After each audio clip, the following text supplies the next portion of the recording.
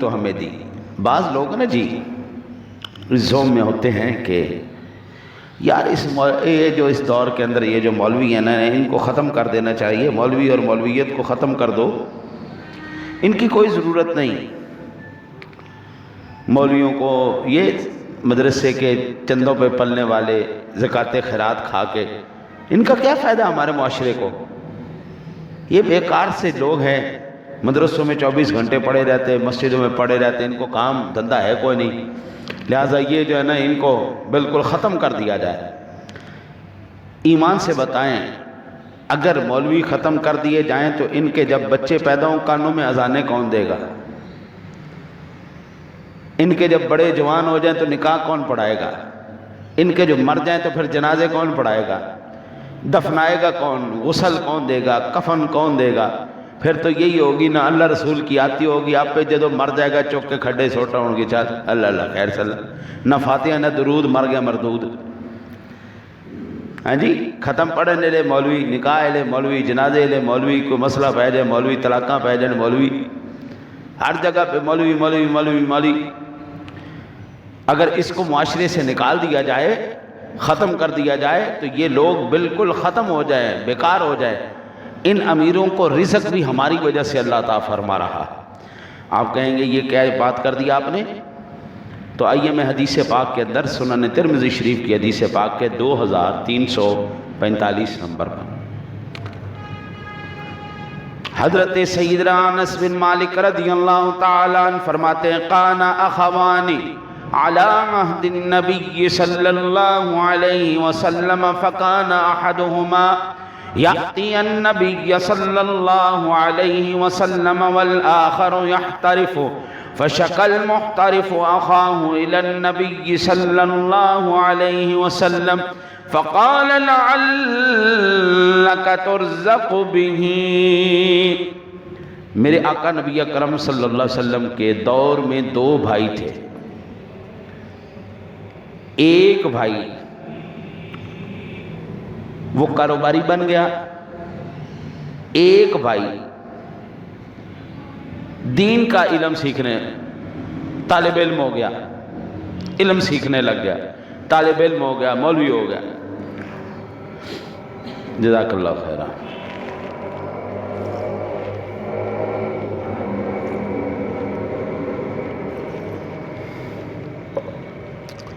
اس نے جا کے حضور نبی کرم صلی اللہ علیہ وسلم کی بارگاہ اقدس میں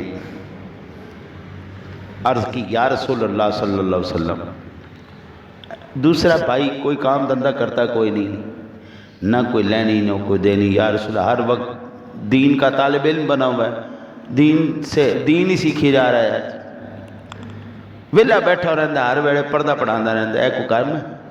اس سے ارشاد فرمائیے کوئی کام دھندہ کیا کرے۔ میں کاروبار کرتا ہوں، میں کوشش کرتا ہوں، میں محنت کرتا ہوں، فکر معاش کے اندر، حوصلے معاش کے اندر میں جد و جہد کرنے والا ہوں، میں قربان جاؤں۔ نبی اکرم صلی اللہ علیہ وسلم نے یہ نہیں کہا اس کو پڑھانا چھڑوا دو، طالب علم سے اس کا علم چھین لو، اس کو مدرسے سے اٹھا لو، نہیں، یہ نہیں ارشاد فرمایا۔ آپ سرکار دو عالم صلی اللہ علیہ وسلم نے فرمایا لعلک ترزق بہ، اللہ تعالیٰ تجھے بھی اس کی وجہ سے رزق عطا فرما رہا ہے۔ یہ جو تو اتنا اکڑ رہا ہے نا جی میں میرا کاروبار میرا سارا، اللہ تجھے بھی اس کی وجہ سے دے رہا ہے۔ آپ یہاں سے اندازہ فرمائیے عن الحسن قال قال رسول اللہ صلی اللہ علیہ وسلم من جاءه الموت وهو يطلب العلم يحيي به الاسلام لم يكن بينه وبين الانبياء الا درجه۔ وقال رسول اللہ صلی اللہ علیہ وسلم رحمت اللہ على خلفائی، قالوا ومن خلفاؤک یا رسول اللہ؟ قال الذين يحبون سنتی ويعلمونها الناس۔ یہی حضرت انس بن مالک رضی اللہ تعالیٰ روایت کرتے ہیں کہ میرے آقا نبی اکرم صلی اللہ علیہ وسلم نے ارشاد فرمایا کہ جو شخص طلب علم میں ہو، طالب علم بنے، اور طالب علم سے وہ جو سیکھ رہا ہے نا جی علم، اس سے اس کا کوئی اور مراد نہ ہو، صرف دین کی احیاء، دین کو زندہ کرنا، کہ میں دین پڑھوں گا نا جی تو ایسے میں سکھاؤں گا، سیکھوں گا جیسے ہمارے اسلاف نے، بزرگوں نے پڑھایا ہے، اس کو آگے پھیلاؤں گا۔ تو حضور فرماتے اگر وہ احیاء چاہتا ہو دین کی تو اس کا حال یہ ہوگا کہ جب اسے موت آئے گی تو اللہ تعالیٰ اس کو اتنے درجات عطا فرمائے گا کہ انبیاء اور اس کے درمیان صرف پھر ایک درجے کا فاصلہ رہ جائے گا، اتنا اونچا اللہ لے جائے گا، اتنا اونچا مقام۔ ولی بھی پیچھے رہ گئے، فقیر بھی پیچھے رہ گئے، قلندر بھی پیچھے رہ گئے، غوث ابدال بھی پیچھے رہ گئے، سارے ہی پیچھے رہ گئے۔ اب اللہ اس کو کیا درجہ دے گا؟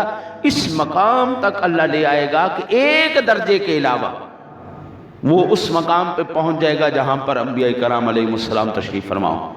بھائی یاد رکھیے، پوری دنیا کی ولایت کو اکٹھا کیا جائے، بیچ میں غوثیت ہو، قلندری ہو، سارا کچھ ہو، ایک صحابی کی گرد راہ کو نہیں چھو سکتے۔